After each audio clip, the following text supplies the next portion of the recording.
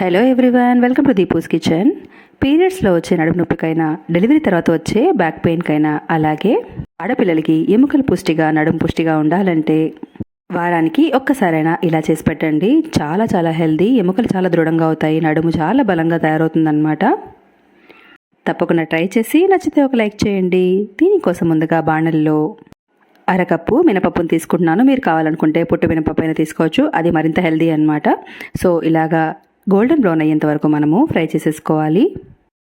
Brown అయినా ఈ పప్పును తీసి మనము పూర్తిగా చల్లారనివ్వాలి. ఇప్పుడు ఇదే బాణంలోకి సేమ్ కప్పుతోటి సగం కప్పు వరకు ఉప్పుడు బియ్యాన్ని నేను తీసుకుంటున్నాను. పచ్చివి ఏమైనా తీసుకోవచ్చు, ఇప్పుడు మరింత హెల్తీ కాబట్టి తీసుకున్నాను. ఇందులోనే ఒక 2-3 యాలకుల్ని కూడా యాడ్ చేసుకొని వీటిని కూడా గోల్డెన్ బ్రౌన్ అయ్యేంత వరకు మనము ఫ్రై చేసుకోవాలి. బియ్యము కాస్త వేగిన తర్వాత ఇందులో 5-6 బాదం పప్పుల్ని వేసుకోవాలన్నమాట. వీటిని కూడా కాస్త రోస్ట్ చేసుకోవాలి.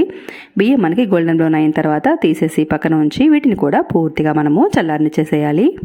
పూర్తిగా చల్లారిన ఈ మినపప్పు బియ్యాన్ని మిక్సీ జార్లోకి అయితే మనము యాడ్ చేసేసుకుందాము.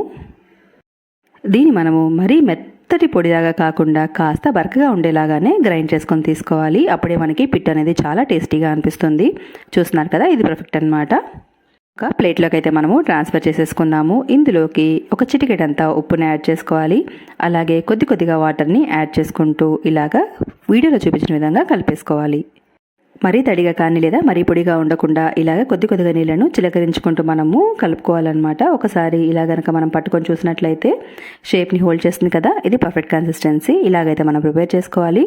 ఆ తర్వాత దీన్ని మరొకసారి మిక్సీ జార్లోకి యాడ్ చేసుకోవాలి.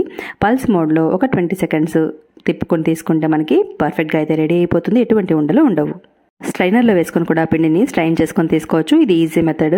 ఇలాగా చిల్లులు ఉన్న ప్లేట్ని తీసుకొని అందులోకి తడిపి నీళ్ళని పిండేసిన కాటన్ క్లాత్ని అయితే తీసుకోవాలి. మన పిట్టు మిశ్రమాన్ని ఇక్కడ యాడ్ చేసేసుకుందాము. ఒకసారి బాగా స్ప్రెడ్ చేసేసుకొని తీసుకోవాలి. ఆ తర్వాత తురిమిన పచ్చి కొబ్బరిని ఇక్కడ పైన మనము ఒక లేయర్ అయితే సెట్ చేసుకోవాలి. పచ్చి కొబ్బరి ఇక్కడ యాడ్ చేయడం వలన ఉడికి అది కూడా చాలా టేస్టీగా తయారవుతుంది అనమాట. ఇలా వేసేసుకొని మనం క్లోజ్ చేసేసుకొని తీసుకోవాలి. పక్కన ఒక బాణల్లో 2 కప్పుల వరకు వాటర్ని అయితే మనం వేడి చేయడానికి ఉంచేసుకోవాలి. వేడి వాటర్లోకి ఈ పాత్రను అయితే పెట్టేసుకోవాలి. మూత పెట్టేసుకొని మీడియం ఫ్లేమ్లో 10 నిమిషాల వరకు కుక్ చేసుకుంటే, స్టీమ్ చేసుకుంటే మనకి పర్ఫెక్ట్ అయిన పిట్టు అయితే రెడీ అయిపోతుంది. ఒకసారి చెక్ చేసుకుందాము. మనము కొద్దిగా తీసుకొని ఇలా గనక చేసినట్లయితే షేప్ని హోల్డ్ చేస్తుంది కదా, మనకి పర్ఫెక్ట్గా ఉడికినట్లు అనమాట. సో స్టవ్ ఆఫ్ చేసేసి పక్కకు తీసేసుకుందాము. సర్వింగ్ ప్లేట్లోకి అయితే ట్రాన్స్ఫర్ చేసేసుకుందాము. కొద్దిగా స్ప్రెడ్ చేసేసుకొని కాస్త చల్లారనిచ్చి ఆ తర్వాత ఏ కప్పుతో అయినా మనము మినపప్పును తీసుకున్నామో అదే కప్పుతో 1/4 కప్పు నుంచి 1 కప్పు వరకు బెల్లాన్ని తీసుకోవాలి. నేను ఇక్కడ పొడి వేసుకుంటున్నాను, మీరు తురిమైనా కూడా వేసుకోవచ్చు. ఒకసారి బాగా మిక్స్ చేసుకోవాలి. వేడిగా ఉన్నప్పుడు మిక్స్ చేస్తే మనకు బెల్లం అనేది పర్ఫెక్ట్గా మిక్స్ అవుతుంది. అలాగే 2 టీ స్పూన్ల నెయ్యిలో వేయించిన డ్రై ఫ్రూట్స్ని కూడా ఇక్కడ యాడ్ చేసుకుంటున్నాను. ఇవి ఎన్ని కావాలంటే అన్ని యాడ్ చేసుకోవచ్చు, మన ఇష్టం.